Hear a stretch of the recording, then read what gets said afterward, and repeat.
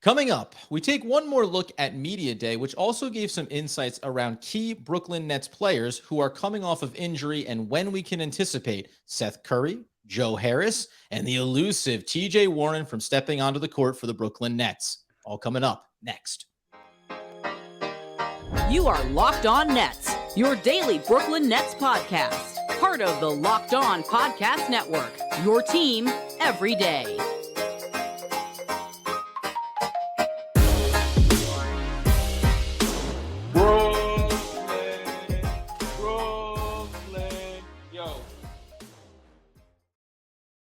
Oh, hello there, friends, and welcome into the Locked On Nets podcast right here on the Locked On Podcast Network. It's your team, the Brooklyn Nets, every single day.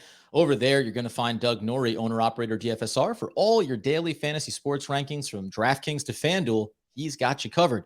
I'm Adam Arbrecht, breaking down the New York Football Giants on the One Giant podcast with my boy, Andy Mack. We thank you for making us your first listen of the day, free on all of those great platforms. And Doug, some good news and notes, some negative notes about injury updates for the Brooklyn Nets as we come in after what I like to call the perfect intro by yours truly. Oh, only took about 3 tries, a bunch of laughs. We gotta cut some of it out. Wouldn't have passed the safe filter on the podcast the for part explicit of tag it. So might not have made it. Sometimes you want to take a risk with the explicit tag. Sometimes you don't. This would have been one of those like not worth it categories. But no, yeah. Nets Media Day again. I just want to reiterate something that we kind of said for Kevin Durant when we talked about his media day. When we talked about Kyrie Irving's media day, and then Ben Simmons, who we've covered over the course of this week. You expect often very little from these from these interviews, and I do think that the Nets over the last couple of days have given just way more insight and just way more information than we've been used to with this team, because sometimes information around this team has been frustratingly hard to get, and that is a complete and utter understatement if you cover this team for the last couple of years. And then 2, just like giving a window into how this season is really going to unfold without having even stepped onto the court yet. This was an interesting look into this team, and it's sort of refreshing from, covering its standpoint. Oh, for sure. You and I have talked about so much doing it 5 days a week. At a certain point, you become exhausted, it's not just the negative narratives that were permeating from the organization, but also the ambiguity around what the expectation was going to be. And every time you thought something was at least crystallizing for better or worse, it was like, maybe I'll give you one more wrinkle, though. Give me 2 more weeks. Give me 3 more months, just the off season. So everything, to your point about Media Day, just felt like, again, we've said this before, but all the players seem to be coming in with the attitude of, it's good for me and good for the team if we just take a deep breath and reset. And if you're the organization, likewise, rather than make the rash decision in the offseason and take 10 cents on the dollar for the value of Kevin Durant, who knows what that would have looked like on a Kyrie Irving situation in trade. So everybody gets to come in feeling much more positive. And as you and I have said, maybe we're out over our skis a little bit, but it's as good as we felt about this team, I think, since the announcement that Kyrie Irving was signing and Kevin Durant was soon to follow. That being the case, it's not all sunshine and rainbows around a couple of the players' key injuries here. We start with the guys that have been Brooklyn Nets, Seth Curry and Joe Harris. In Joe Harris's case, very good news. Seth Curry, maybe really good news. Yeah, so Curry talked a little bit how he has not been 100% cleared yet to play. He's coming off surgery for at the end of last season, stuff that was hampering him around the ankle, which we knew. Like last season, he was really playing injured. He was not 100% in that Boston series, far from it, and then had arthroscopic surgery in the offseason. He had a quote that said he's about 85 to 90% of the way there right now. What he says, in order to get back on the floor. So it was it's one of those things like, okay, he's probably going to be ready. But it would have been nice. And look, these just things happen. Timelines are timelines. It's nobody's fault here. But I was kind of under the impression that he was going to be a full go by the time we hit this piece of this season. I thought it was more of a maintenance kind of surgery than something that was really going to keep him out. He's not a crucial guy for them to start the beginning of the season, but he's one of their better players and obviously one of the best shooters in the league. So anytime you hear that, it does kind of, you pump the brakes a little bit and say, that's kind of a guy you'd really like to have on the court. Probably wouldn't have started, but maybe. And so to hear he's not 100% yet, it just means that the timeline gets pushed back a little. Yeah, and it was that, to your point about going back to last season in the playoffs, the impression was he's fighting through something. And anytime a player is fighting through something, you tend to think, well, it's not as serious as, let's say, we're going to talk about in a minute, Joe Harris, right? It was like, well, Joe Harris can't walk. Joe Harris has little bits of bones floating around, whereas Seth Curry was playing through it. And then you think off season, get some things cleaned up and be ready to go. So it hurts you in that way. The side note probably, and we're going to talk about rotations a little bit, is maybe this is why there's a value in bringing back a guy like Patty Mills, because you want to safeguard against what the Nets, more than anyone from the outside, obviously, would know could be a little bit of a push timeline. And the Brooklyn Nets, to your point about, is he a starter? Maybe not, but Seth Curry is a key component of this team. Early in this season, you obviously want to have what you think are your most important pieces there around your superstars. I think you can still learn a lot knowing that the key contribution from Curry is the perimeter shooting. And that's something you can get from other places and still know how the system is going to work. The other guy, of course, being Joe Harris, who has that same function, at least from the outside. Really good news on him, because they call that 100% healthy. Yeah, he's good to go, which is great to hear, because this was one we hadn't heard. We knew the surgeries had the second surgery had finally taken, but it's always a huge concern when you have to just redo the surgery, and because you want that to obviously be a one-time thing, not a two-time thing. But getting him back, I mean, like, knowing that he's going to be there to start the season does alleviate some of the concern around the Curry piece, because you need shooting, right? Like, these guys are absolute elite shooters. When you put elite shooters around Ben Simmons, when you put elite shooters around guys like KD and Kyrie, who, have so much gravity around them, shooting just becomes easier, because when you have premier offensive talents or guys like Simmons that can find basically anybody in any spot, the talent becomes even better, right? The shots become even easier. And so having these guys, this is why these guys are always, have been and are way more valuable to the Nets than to some other teams, right? When you're a contender at some point, these guys become super, super valuable when you have elite offensive talent.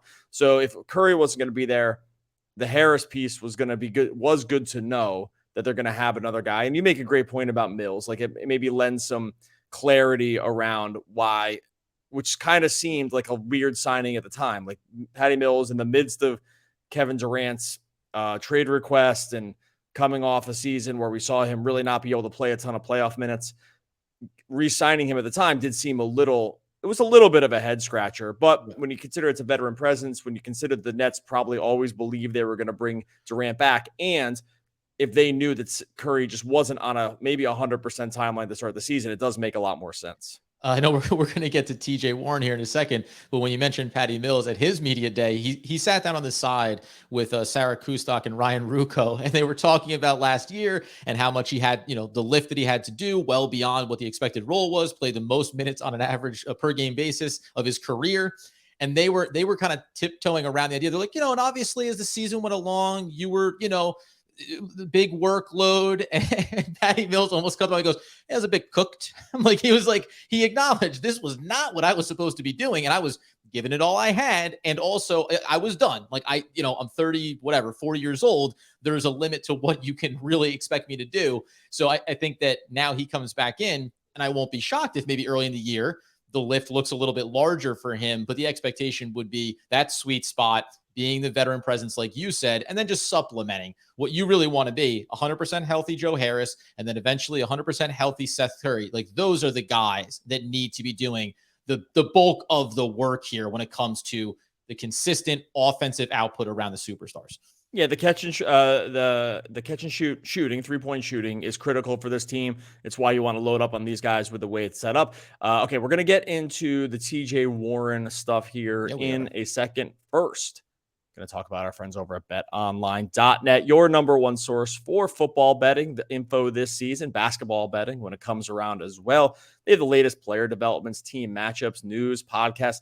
If you're just heading into week 4 of the NFL, BetOnline has got you covered. They got up to the minute scores. They got all that sports wagering information. It's critical right now. I don't know if you're going into Sunday without this stuff. I really kind of don't know what to tell you at this point. This is like most of the reason I think we tune in to why things are happening on Sunday. BetOnline has you covered there. It's not just football either. Like I said, basketball, they have lines already up for this season. Championship odds, Nets opening game -4.5 against the Pelicans. You can go check that out at Bet Online. Head on over to betonline.net. Use that mobile device. You can learn about all the different trends, all the different action. Bet Online, where the game starts.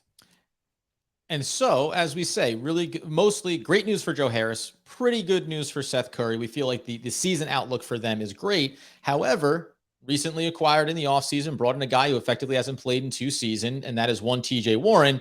And he has a much longer road here. Just to reference the Brian Lewis article from the New York Post, who does a great job covering the team, obviously one of the beat writers.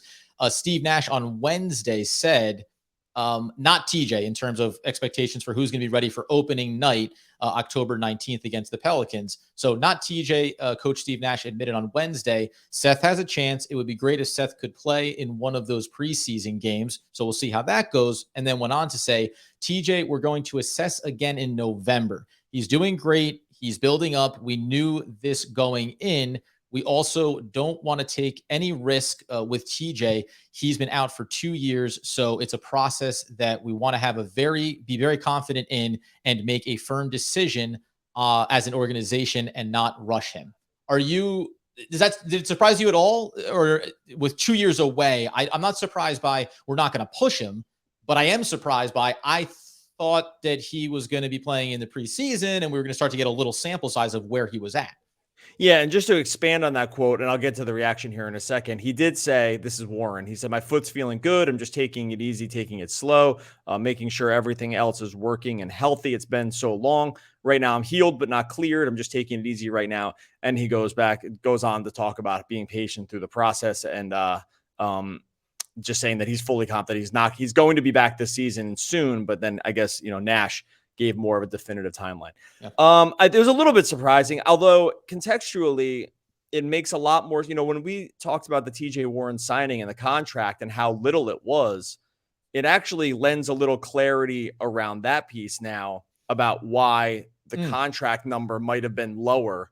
Because we were like, oh, that contract's going to look like the sickest steal of the offseason if TJ Warren, comes back at even 80% of what he was. That contract was going to look totally nuts in favor of the Nets.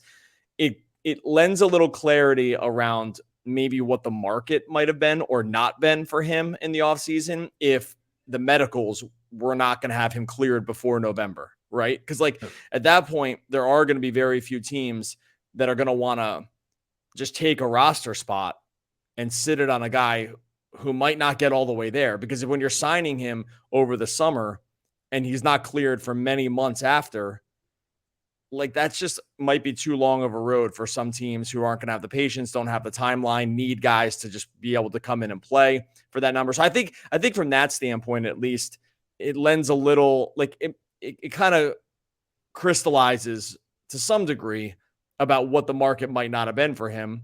And it doesn't change my opinion too much of it, because it's always going to be a huge risk. The guy hasn't played in years and he has multiple foot injuries. We can't just assume he's going to go out and be bubble TJ Warren, which looked like the second coming of Michael Jordan at times. Right. So I think that it's not all that surprising to me. And the timeline, I wish the timeline was sooner, obviously. Yeah. I think you mentioned about not necessarily having a market for it. I maybe am almost a little more surprised that teams that aren't necessarily contenders or top flight teams around in the Eastern or Western Conference maybe wouldn't take a flyer on him for a little more money for the sake of, hey, if this guy comes back in November and starts to really look good, we've got an asset that teams are going to want to come for, right? So in that sense, it's good that the Brooklyn Nets were able to get in on this and take what is relatively a low risk around TJ Warren. I guess if I'm saying there's a concern, it's that, reevaluate in November. It all seems like it's going the right way. We saw this with Joe Harris when he tried to come back. We see it with Kevin Durant, right? Different players in the league. You have an estimated timeline, and then there's a setback. And then that all of a sudden it extends into December, and who knows how long it maybe can take. Ideally, it comes back. I don't think you or I were putting a big weight on what he needed to be for this team. But in the short term, we are going to now look at this roster and look at where TJ Warren was maybe going to slot in. And you had done the minutes look earlier in the offseason. I think now, at least early days, Royce O'Neal becomes, a bigger component of what has to happen here offensively, how the Ben Simmons, Nic Claxton, Markieff Morris, Day'Ron Sharpe, like the front court has to kind of reshape a little bit here. And do you think the way we were talking about the like for like, as far as a guy like Seth Curry needing a little bit of time to come back, do you think that this will be a bit of a shift when he gets on the court as far as the way the offense wants to run? Because TJ Warren, even as a bench player, is different than most of the other talent the Nets have there. Yeah, I mean, it affects it kind of dramatically, honestly. If you look, Yuta Watanabe. I mean, my initial projections on Warren had him somewhere around 15 to 17 minutes to start the season. Obviously, that's 0 now. So right away, you just open up that number, right? And so, and then Curry, we had, right around 22 to 24, something like that. I'm not saying something like that. I'm just saying that's the band around the minutes. So 35 minutes that need to, in the short term, immediately get occupied. Totally. That's a lot. Like that has a pretty, interesting cascading effect down the rest of the minutes projections, because at that point, and we don't even know who's cleared to make the team yet. Right. So we assume a guy like Markieff makes it, but it's not for sure. Yuta Watanabe obviously is up there. These guys are still going to have roster spots in terms of where Warren and Seth are. And obviously Seth looks a little closer, but all of a sudden you take those minutes out, you back out those minutes for those guys in terms of Curry and definitely with Warren. And you kind of do get to around, 200-ish minutes, which means you have about 40 to clear. It probably opens the door a little bit more for Cam. I know it's not a 1-for-1 on Day'Ron Sharpe. He was a guy that I had sitting around the let's wait and see about where we put his minutes. I know someone's going to be like, hey, they don't play the same position. Dude, I'm aware of that. But the part where you just have to have 5 players on the court, the part where there's minutes to fill. Yeah, this part where there's 240 minutes and you're on the team, like that does matter. So, do you think Kessler Edwards, like early season, maybe gets a little bit to get flexed in there? Like I think he kind of feel like we got him out there over his skis too much. That wasn't the intention for the Nets. And then combine that with what we saw in the summer league, where it was like, right, there's a very specific role that this guy fits, and he probably needs to develop more. I agree with you on the other guys you're mentioning. But Kessler I don't think this changes anything for him necessarily. No, I think actually what it does is I had like Royce O'Neal right around 23 minutes. I probably feel more comfortable already putting him at like 27 or something like that, because he's a versatile player that we know can do a few of the things the Nets need to do. So right out of the gate, just giving some of Warren's minutes go right there, right? Because that was like a question mark around these sort of wing players, around where they would land. Let me put it this way. I'd be much more confident increasing Royce O'Neal's minutes by 5 than I would be giving Kessler Edwards 5 at all. Right. And so I think that's probably, in thinking about it, where I would land. I don't feel the same way about Cam. I think that it still makes sense to try to get shoehorn minutes in for him. I do think it's probably still makes sense to shoehorn minutes in for Sharpe, just because they don't have necessarily a total analog on the bench for him. And so that's kind of where I land with the minutes. But again, just backing that out means we're going to probably see more, maybe 20 for Patty Mills now instead of 17, right? Yeah. I think those are sort of where the cascading minutes start to kind of land a little downhill. So coming up in a second, I want to ask a couple of follow-ups on some of these rotation players, at least early in the season, because now it is going to look different when you're not 100% healthy, as not every team is going to be. But also talk about the role of Nic Claxton and the way he spoke about what he's looking forward to, that relationship on the court with Ben Simmons. Okay, so I said this in yesterday's episode. Let me touch this briefly. One thing that Royce O'Neal mentioned when talking with Sarah Kustok and Ryan Ruocco at Media Day was, what did he think his role was, and where was he valued in Utah, and what does he bring here? He called himself the glue guy, right? Like, I think we all earmark him to be, you'll be Bruce Brown. That's what you're here to do. And in a lot of ways, yes, also brings a better offensive perimeter skill set than Bruce Brown necessarily did. And just on a like for like, I believe that Royce is a little bit taller than Bruce, has the same exact wingspan. I went and checked this out, but also has 15 or 20 pounds more. So just when we think about the way the Nets were trying to reconstruct things in the offseason, it was getting a little bit bigger. And that doesn't just mean height. It also just means a couple more thick bodies out there, which I think matters for him. It also matters for one Nic Claxton. who I said this on last episode, he looks like a totally different person just because of the hairstyle and everything else. But he bulked up. Like, it's very apparent that he has gotten bigger. That matters significantly for being able to be a stronger anchor against some of the bigger bodies defensively. I think sometimes we forget that it can also increase the value offensively and being able to attack at the basket, an area where at times he started to flash that next phase of his development where he was taking the ball up in one motion as opposed to the gather. Even if you need to gather it, being stronger affords you the ability to fight through and pick up some of those fouls. There's a couple of comments around him in the offseason, but just that initial visual. This is year 4 for him. I mean, do we feel like the fact that he's still on this roster, that the organization believes what he can be for this team, especially now with Ben Simmons in the mix? Yeah, he's got to take a mini leap here with the $8.5 million and the $8.75 million for next season that they signed him to. They need him to be a little better than he's been, right? Like, and some of those ways are just going to be purely physical. I mean, some of the ways that Nic Claxton could just get better would be not getting injured and just bulking up. Like, we would have said that as 2 possibilities for just sort of quote unquote easy ways and hopefully bulking up helps him not get injured in a lot of strength and conditioning. So like those would have been like the low hanging fruit in his game around just getting better, which is time on court and just being stronger. So I think from that point of view, those 2 things he's already cleared away. Well, excuse me, he's cleared one of those away, and then the other one, it just either is going to happen or it's not with the injury. 2, just because of the way the roster is made up now, they really just are going to need more from him too, because they just don't have much other size beyond Day'Ron. So just from that point of view, even if he weren't to start, which I think he will, even if he weren't to start, they're going to need pretty significant high quality minutes from him anyway. So yeah, I think between the money and just the way the roster is built, there is a belief here that he can handle it. Because if that belief wasn't there, they A, wouldn't have re-signed him, and B, they would have brought in more center help. There's centers available on the market, even if they kind of stink at this point, the ones that are still there. But I do think that. And then one more thing too, just around what the belief might be around him.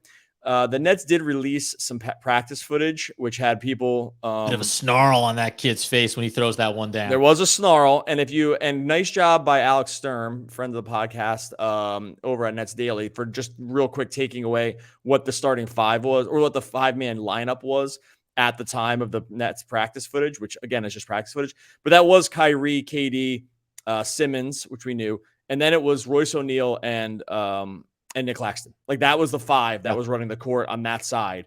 Now, that doesn't necessarily mean that's the starters or whatever, but knowing what we kind of know around some of this other injury stuff now, that very well could be, right? Like, because if they're just going to bring Harris along slowly, if they're worried about Curry not being 100% cleared, and clearly they don't want to start Patty Mills, that could be the starting 5. And if that is the case, that is actually a big belief in what Claxton's game has become. Because and even though we predicted it, I still think we still weren't sure. And if that's the starting 5, that's the belief that he's good to go here. And again, as you mentioned, Royce O'Neal in that starting 5, we know about Joe Harris, but I think that's that premise of the Nets want to be athletic as much as possible. And when you don't have Seth Curry to start the season, you start to just try to flesh out what those options are.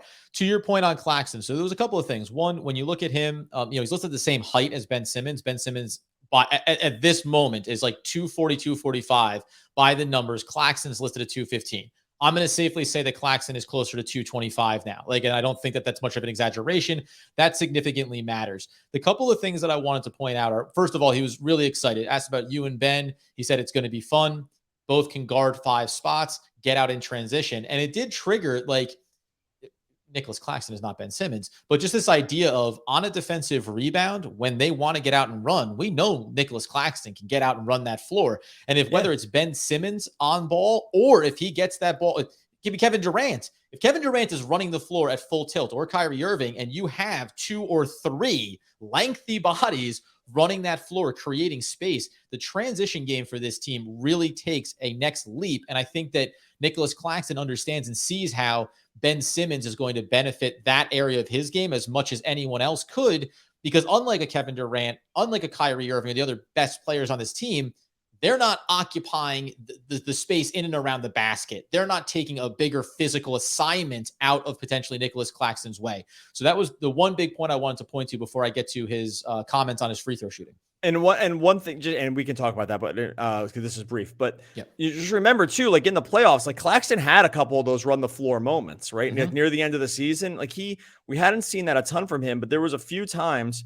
where he had initiated just like sick defensive sequences and then started the break himself. Obviously, you don't want him leading the break right. traditionally, but it was more a testament to the athleticism around, and that there probably is still a range of outcomes for his game that exists a little further beyond what we've just been able to see on the court, right? The Nets, especially with Harden and to some degree with Durant and Kyrie, they don't need bigs to like do a lot in the offense. But don't forget, like, you know, Nic Claxton effectively played point guard in college. Like, it was like he was not a primary ball handler in like the truest sense, but they ran tons of offense through him. So like, he's just never been asked to do that, really. And for the most part, we really don't want to see him putting the ball on the deck. But I guess my overall point is the injuries stunt sure. What you think those areas of development can be, right? He's missed so much time over these first couple seasons of his, about first 3 seasons, that we just haven't seen it. And then the way that things were made up, we also haven't needed to see it, because in the Nets offense, it's like, hey, your big is going to be a short roll kind of guy, read and react short roll guy. And that's kind of all we need you to do. For the most part, that's still probably all they need him to do. Mm-hmm. But I think that there is a range of outcomes, like I said, for his game that do exist beyond what we've seen. And if those come out even a little bit, like we just, the $8.5 million could look like a huge steal. Like, I guess that's mostly what my point is. And I love, again, we've gone through so many ebbs and flows of how we feel about this team and what they should do. I love when the Nets, when any team in any sport puts trust and faith in the guys that they drafted, the guys that they're developing, and believing that they can become whatever they envision them to be. So I like that they're showing the support for that. There's a couple of quick things here. Obviously, you said he got more physical. They asked about that increased role and what the expectations are, Sarah Kustok and Ryan Ruocco. And he said, that's what you dream of, being given a lot more on your shoulders, and I'm ready to take on that role. A lot of guys came in and out, but I stuck here. Referencing back to the offseason and to last season, he said, ahead of the deadline, I almost got traded. But after that, everything was about the idea of me being a part of this team, staying here and moving forward. And in that regard, maybe the Nets not got lucky, but hey, you get to the offseason, you navigate all these insane waters, and now having all the superstars here, keeping Nic Claxton, still having him be a part of this seems important as well. I'll just very briefly say the free throw piece. Just as a reminder, he was atrocious in the playoffs last year. We all understand that is not even a good word. That's not even a good word. Like, what's right. the word that's worse than atrocious? Like, it was cataclysmic. It was, I mean, kind of like he missed free throws that like I mean, look, it's a blip, but like he missed so many free throws in the playoffs that the point differential of what they lost to by Boston would have looked significantly different had he just made like 60% of them. Like that's cost how many people money. He cost people money with those free throw misses, right? But the point I just quickly want to make was he hit 58% of his free throws last year. Now he only averages 2 per game. That's basically all he's averaged his career. Only 1.5 in his rookie in 2019-20. My point is, 52, 48, 58. He actually hit his highest free throw percentage this past season. It's not great, but when he was asked about it, he said, I was trying a lot of different things at the line, a lot of different processes, a lot of different ways of approaching it. The way he focused on this offseason was just a consistent method of, I step to the line, this is how I shoot my free throws. Whatever the results are going to be, everybody universally agrees. Even when the best free throw shooters go through slumps, I knew I would. They always reference, I got a little bit out of sync. So for guys that we know it's not the primary function of their game, I think they need to hone in a bit more on it. And he'll need to do that, because if you're going to have a bigger role, guess what? You're going to be at the line more, and you can't be missing 9 out of 10 with consistency for this team to have success. Yeah, like free throws are a big part of is largely mental. Like, it's not solely mental; it's a mechanics thing. But like, of all the pieces of a basketball game, like that's easily the most mental part of it, right? It's like you're standing there by yourself. You have to just do this repeatable motion. You think about something that you don't think about when you are reading and reacting. Look, we've seen people take lots of approaches for this. Some have gotten better, some haven't. Like, remember DeAndre Jordan used to do the thing where he would like talk he would talk to people next to him, and that was hilarious because he would even do it when there was nobody there. Like he became, but it actually helps. Like he improved on his free throw shooting, trying new things. This is all to say, if you're taking all you really want to hear with that is that someone's just taking an approach that will help the mental piece of it, or like, and help them because the mental piece then just kind of goes into the mechanics. Because if you're not there mentally, then the mechanics get all screwed up and then you start missing. And like, that's just a very obvious thing. Right. So just hearing that it's been talked about and addressed, and he's, clearly it's one of those things, like, of course, like everyone knows it was such a disaster in the playoffs. Well, everyone knows. Well, you don't want us to go, I'm not too worried about it. Yeah, you want to hear that he was focusing on it. You want to hear that there's areas to improve. Go and do that. Not, that's not really my bag. So that's what you want to hear from him. He was 4 for 22 in the Boston series. Close enough. 4 for 22 for 18%. That's like, there's like probably some people that game on the line, playoff basketball game on the line. Can Doug Norrie step to the free throw line and do better than 4 for 22? Well, no, I won't say that because I'm on record for having the absolute total yips with stuff like this. Now that being said, in my heyday, I could hit 30 in a row or something like that. But I'm saying that, like, the reason I stand with guys like Claxton here is because I've been, again, famously unable to perform simple mechanical things when it came to throwing a baseball. Not as much with basketball as with the baseball was the problem. You were in the Chuck Knobloch of your day, were you? Yeah, like I'd be a first pitch of a MLB game totaled, like candidate to show up on YouTube for years. Even though like could play baseball at a pretty high level, like, right. But if it was like Citi Field, this is going to get aired on local access television. Oh boy. Yeah, it's like you're going to be with Baba Booey and who are the other guys? Like 50 Cent, I think, was a bad one too. Like these guys, I think Conor McGregor did an all-time bad one. Like I'd be in a candidate to have one of those just because of the mechanic thing. This is a long and winding way to say I can feel Nic Claxton on this, and it's glad to hear he's addressed it. So that's it. Okay, I know we got to get out of here. Yeah. Make sure you subscribe to YouTube. Love the comments. Love the continue. I know I say this every day, but it's just true every day. Like the numbers on our subscribers just go up. Like every time I click on it, we've added 10 to 20 more subscribers. Like be part of the movement. We're really appreciative. Up and over 3,000, headed to 4,000 there. That's the easiest way. It's totally free. You can help the podcast. Subscribe on YouTube and hit subscribe and like wherever you listen to the podcast, Spotify, Apple, all those places.